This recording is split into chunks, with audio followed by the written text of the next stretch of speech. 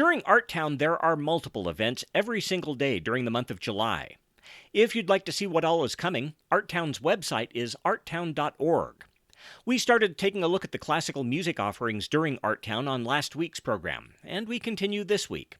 First, the new group, the String Theory Quartet, which will be performing as part of the series Artown on the Quad on Tuesday, July 12th at 6 p.m. on the Quad at the University of Nevada, Reno. Admission is free, with seating beginning at 5 p.m. Again, for more information, artown.org.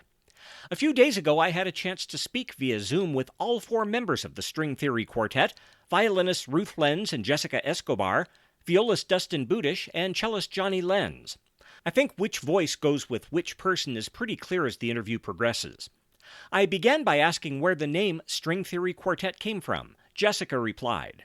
We were trying to figure out what to call ourselves, actually. And at one point, I sent the group a big old email with like just a bunch of stream of consciousness options. And I'm like, what do you think about this? What do you think about this? And there were all kinds of stuff on there, and like, Los Lobos something or other, and like the UNR this or that. I don't even remember like half the stuff. And then I thought, well, what about like string theory? Because I remember Johnny had done, and correct me if I'm wrong, Johnny, but I think I remember back in the mists of the before times that I heard somebody say that you did a PhD in physics. And so, no, is it true? Quite accurate. I did part of a PhD in physics. I worked on my PhD for a couple of years and then decided I would just be a public servant instead. Physics connection of whatever degree, literally pun intended. And so string theory, and I put it out to the group and everybody was like, yeah, this is good. String theory would be good. And that's how we came up with it. And the quartet was put together for a specific performance during Artown on July 12th. How did that come about? Did Artown approach you all about it? So I'm friends, and Ruthie is friends too, with one of the board members for Artown, Zalal Bogali. Z and I actually went to kindergarten together, actually, at Lincoln Park Elementary School a long time ago. And I guess it came up at one of their meetings that they wanted to organize an alumni series for UNR alumni and do it one concert every Tuesday night from 6 to 7:30 on the Quad. And so Z thought, oh, I know some musicians. And he reached out to me, and then he reached out to Ruthie, and he thought, hey, could we get something together of some kind? And so Ruthie agreed, and I agreed. And then, we asked these guys, and they agreed too. So this will be an outdoor concert and a relatively informal one, if I understand correctly. What kind of repertoire have you put together? I think this is a Ruthie question because she did all of that. Well, we did a not classical serious concert. So it's kind of like quartet pops. We tried to find some stuff that would appeal to children and families, and some kind of edgy classical selections, but everything's pretty short. So there's nothing, over 10 minutes or even over 8 minutes. So yeah, it's kind of like a pops concert, classical pops. Is this going to be strictly quartet music, or are any of you going to have opportunities to solo? I think I'm going to play some live looped cello. It's possible that I'll play a live looped piece. And I'm also going to play a duet with Dustin, I hope, if we can get it sorted out this week. We're going to get it sorted out. It's going to be awesome. When you say looped, do you mean using something like an electronic delay or something like that? So the looper that I use it's a loop pedal, and it can record up to 3 tracks, basically unlimited length. But what I do is for the piece that I play by myself, I loop with the pedal, and then I can play it back at my direction by pressing a pedal on the ground. And the same way it works when I'm playing a duet, I just plug both feeds from Dustin and me into the machine, and then I can loop him, or I can loop just me, or I can loop both of us. So it works pretty well. It'll be different music than most people play. The last time I did a live loop concert was actually last July, and I did one with my dad and Ruth, and it worked pretty well, I thought. In addition to this concert, Ruthie, you're going to be doing a public masterclass earlier that same day, right? That is at Steinway Gallery, and I'm not sure who's going to be there yet. I might be coaching a quartet or individual violin players, or I'm not sure who has signed up for it yet. So it'll be a surprise for me too. So it could be helping them learn my practicing process, or maybe looking at technical issues. I did hear from one colleague in the Phil who was thinking about taking the master class, but I don't know if that'll actually happen. We'll see. This will be a public event, and for a lot of music fans, myself included, attending things like master classes or rehearsals is really interesting, giving more depth to the music listening experience by seeing what kinds of things you think about as you perform, what kind of issues you deal with, and so on.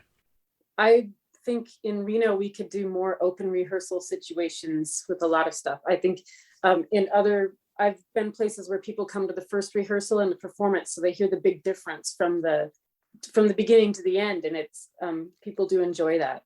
It's interesting with this particular string quartet that you all know one another very well, not just from performing in the Reno Phil like you all do, but two of you, Ruth and Johnny, are related, of course, and some of you have known one another for years and years, back to even when you were students. I feel like we haven't heard Dustin's voice a lot. Dustin, do you want to talk about our illustrious friendship?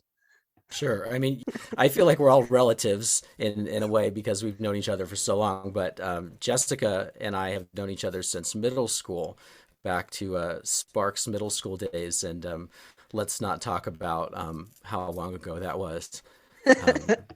But Jessica and I knew each other in middle school, where we played in Miss Nancy Hoffman's string orchestra, and then we both went to Reed High School, where we were in a string quartet together. And so it was one of my actual first chamber music experiences, was being in a quartet with Jessica. And I would just taunt her endlessly during rehearsals. No, that's not true.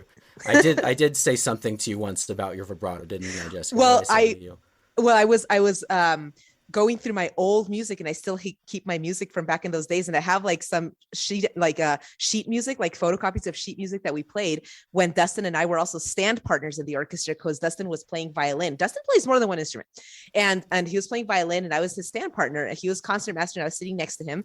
And so I kept our music, and it said in Dustin's handwriting at the top of this music, "Skinny vibrato," parentheses, "that means you, Jessica." But yeah, we were like in biology class together. We were like, it was, yeah. I mean, we go way back. And Johnny, you and Ruthie are of course related, and I'd imagine that playing chamber music together is almost second nature to you by now.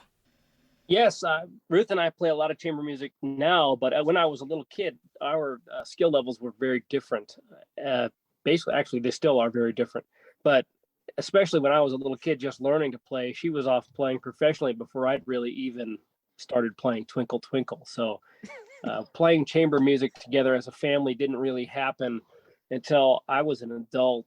I can't think of many times we played chamber music as kids, but when I was in college, I would certainly rope her into playing with me whenever I could, especially when I was playing with little quartets and trios that I had. I needed a violinist because I was very good friends with Molly Carr, so I would play with Molly, and we would need Ruth to come and play with us because we needed a violinist. And we also had other groups where we played, and Ruthie she would always say yes, so I would always ask her. Now you had to say yes when I asked you for this one. Yeah. Yeah, haha. This raises a question, and I'll try to ask it delicately and not name any names, but I would imagine it's quite a different experience performing music, especially something as intimate as like a string quartet, with people you know very well and like, as opposed to performing, for instance, with people you haven't met before, or even people you dislike, which I'm sure sometimes happens as well. Whoa. Well, that's a loaded question. I don't have to play in ensembles with people that I don't like. Yeah, me neither. This is the first time I've actually played in a chamber ensemble like this in years. So I think probably Dustin and Ruthie, I don't know if you guys have, Yeah, when I was in college, I had to play in a lot of different chamber ensembles, and I don't know that I didn't like them, but we weren't as close of friends as this quartet is. And yeah, there's a huge difference because we can say stuff to each other, and we know that we're going to take it with empathy and with understanding. And when you're in a group with people that you have to walk on eggshells around or bite your tongue, it can inhibit the artistic progress of the music. I'd like to kind of piggyback on what Johnny said too. I think it's important too, because in this chamber ensemble, there's two of us who have devoted their lives professionally to music, and two of us who are also professional musicians but have other full-time jobs. I don't know if it's okay to talk about that here, Johnny. It's fine. The cat's out of the bag. Okay. So Johnny is actually a sheriff's deputy with Douglas County, right? Yes, That's your right. Yes, and I am a certified court interpreter for the Second Judicial District Court, and so it's it's nice to be able to play with people who have devoted their lives professionally entirely to music, and then folks who are doing music professionally as well in the community, but who also have the other pursuits. I'll say that when I play chamber music with Ruth and Dustin, which I have done, I used to always try to hire them both to play in my chamber festival in the summers, just because I love playing with them both, and I admire their talent and their artistic ability.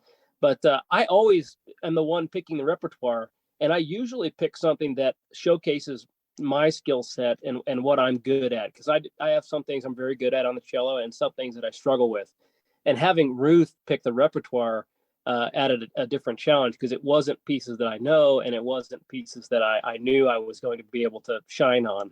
So it's been an extra challenge for that, because I'm having for the first time ever to play repertoire that someone else picks. It's been a fun experience, and I think I've learned a lot.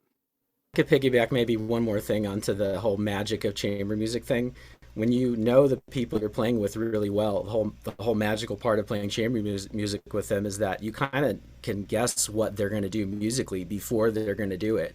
In a way, you know them so well as people and so well as musicians that, like, I feel like I know Ruth so well as a musician that I feel like if she wants to do something spontaneous, I can, well, hopefully go along with her. I feel like I just know her that well that, in the moment we can do something really interesting and improvisatory or spontaneous. I have something with that too. When you play chamber music with people, there's a boundary thing where you're breathing with the people, and you're feeling a pulse with the people, and I mean it's really it's intimate, and so when you're playing with a group you know well or that you like, that's nice. But if you're playing with people you don't know as well, you know them pretty soon. Playing chamber music with them, it's a very bonding experience. And then in those situations where maybe a chamber music group, the relationships have gone sour, it makes it hard, because the level of empathy and feeling you have to have with the other people to play chamber music is difficult if there's someone that you don't click with or connect with, or that it doesn't feel safe to connect with. I like that word safe, Ruthie. I feel like when we were picking who the other two people of the group were going to be, like I gave it a lot of thought of who I would feel safe playing with, of people that I felt would be kind and understanding, because for me, this is, something very out of the ordinary for my life as an adult nowadays. It has been a long time since I played in the quartet with Dustin back in high school and in my other quartets in college and whatnot.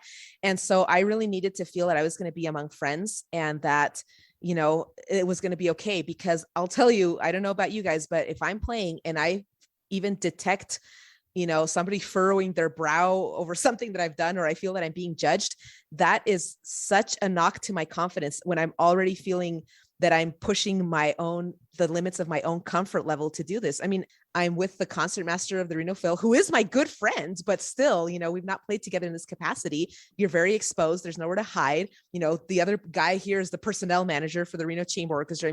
You're aware of like the different hats that people play, and you want to do a good job, even though they're your friends.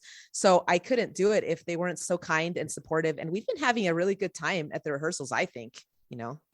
Is there anything else that any of you would like to add? I'm hoping people bring their kids to this one.